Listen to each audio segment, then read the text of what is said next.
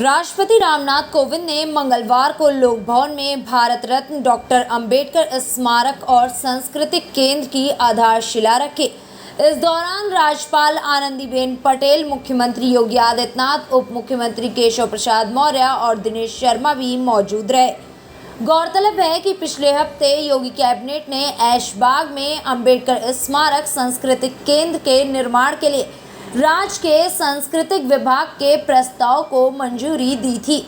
स्मारक ऐशबाग ईदगाह के सामने 5493.52 वर्ग मीटर नजुल भूमि पर बनेगा। इसमें डॉक्टर अंबेडकर की 25 फीट ऊंची प्रतिमा भी होगी। हम सभी के लिए ये बहुत ही गौरव की बात है कि आज देश के माननीय राष्ट्रपति श्रीमान रामनाथ कोविंद के कर कमलों द्वारा उत्तर प्रदेश की राजधानी लखनऊ में भारतीय संविधान के निर्माता भारत रत्न डॉक्टर भीमराव अंबेडकर जी स्मारक एवं सांस्कृतिक केंद्र का शिलान्यास हो रहा है। मैं माननीय राष्ट्रपति महोदय जी का हार्दिक स्वागत करते हुए उनके प्रति आभार व्यक्त करती हूँ कि आपने अपने मूल्यवान समय में से कुछ क्षण इस डॉक्टर भीमराव अंबेडकर स्मारक एवं सांस्कृतिक केंद्र के शिलान्यास के लिए दिया है। मुझे खुशी है कि इस केंद्र में प्रेक्षागृह, पुस्तकालय एवं शोध केंद्र, छायाचित्र दीर्घा व संग्रहालय के साथ ही बाबा साहेब की मूर्ति की स्थापना की जाएगी। मुझे विश्वास है कि स्मारक और सांस्कृतिक केंद्र हमारे युवाओं के लिए एक महत्वपूर्ण प्रेरणा केंद्र सिद्ध होगा। डॉक्टर भीमराव अंबेडकर एक असाधारण व्यक्तित्व के धनी थे। उनके आदर्श, सिद्धांत और जीवन हम सभी के लिए प्रेरणा का स्रोत है। सन 1990 में डॉक्टर अंबेडकर को मरणोत्तर देश के सर्वोच्च नागरिक सम्मान भारत रत्न से विभूषित किया गया। हमारे संविधान की रूपरेखा तैयार करने के लिए उन्हें भारतीय संविधान के शिल्पी के रूप में सदैव स्मरण किया जाता रहेगा। हमारे संविधान के शिल्पकार बाबा साहेब पूरे भारत के लिए सम्मान के प्रतीक हैं।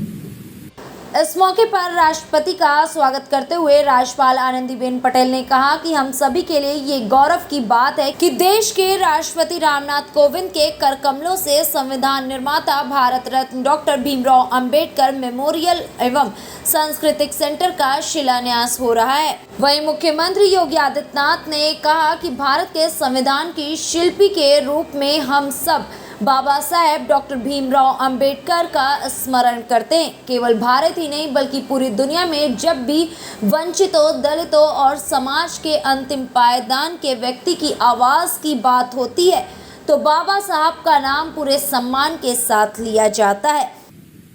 देश के संवैधानिक प्रमुख के रूप में देश के आदरणीय राष्ट्रपति जी का प्रदेश की राजधानी लखनऊ में प्रदेशवासियों की ओर से हृदय से स्वागत करता हूं, अभिनंदन करता हूं। मैं आभारी हूं कि अपने व्यस्त कार्यक्रमों में से उन्होंने अपनी स्मृतियों को आगे बढ़ाने के लिए भारत रत्न बाबा साहब डॉक्टर भीमराव अंबेडकर जी के इस भव्य स्मारक और सांस्कृतिक केंद्र के भूमि पूजन और शिलान्यास कार्यक्रम के लिए हम सबको समय दिया है और आज उनके कर कमलों से कार्यक्रम यहां पर संपन्न हुआ है। हम सब जानते हैं कि भारत के संविधान के शिल्पी के रूप में हम सब बाबा साहब डॉक्टर भीमराव अंबेडकर जी का स्मरण करते हैं और केवल भारत ही नहीं बल्कि पूरी दुनिया में जब भी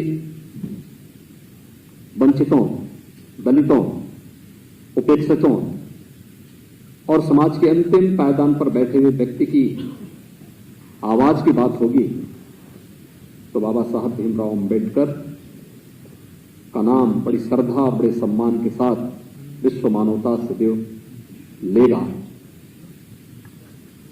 इस महामानव के साथ इस कालखंड में क्या हुआ इस पर हम चर्चा नहीं करना चाहते। लेकिन आज की तिथि हमारे लिए अत्यंत महत्वपूर्ण है। आज जब 29 जून 2021 को हम सब यहां पर आदरणीय राष्ट्रपति जी के मार्गदर्शन में, उनके सानिध्य में इस केंद्र का वनभोजन और शिलान्यास का कार्यक्रम संपन्न कर रहे हैं, याद करिए आज से 93 वर्ष पहले आज ही के दिन बाबा साहब डॉक्टर भीमराव अम्बेडकर ने समता नामक साप्ताहिक का शुभारंभ भी किया था। यानी ठीक 93 वर्ष पहले 1928 में समता, देश गुलाम था, देश की आजादी की लड़ाई कैसे लड़ी जानी चाहिए, किन विपरीत परिस्थितियों में अपनी शिक्षा और अपनी उच्च शिक्षा को अर्जित करके बाबा साहब भीमराव अम्बेडकर देश की सेवा के लिए आगे आए थे।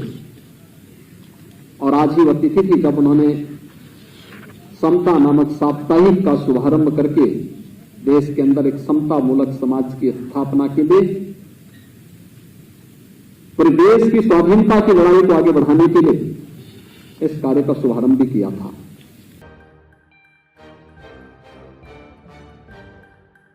फिलहाल इस खबर में बस इतना ही। देश की राजनीति की दिशा तय करने वाला प्रदेश उत्तर प्रदेश। यहाँ की हर छोटी बड़ी खबर से आपको कराएंगे रूबरू। LNV इंडिया, आपका अपना न्यूज पोर्टल। लॉग इन करें www.lnvindia.com।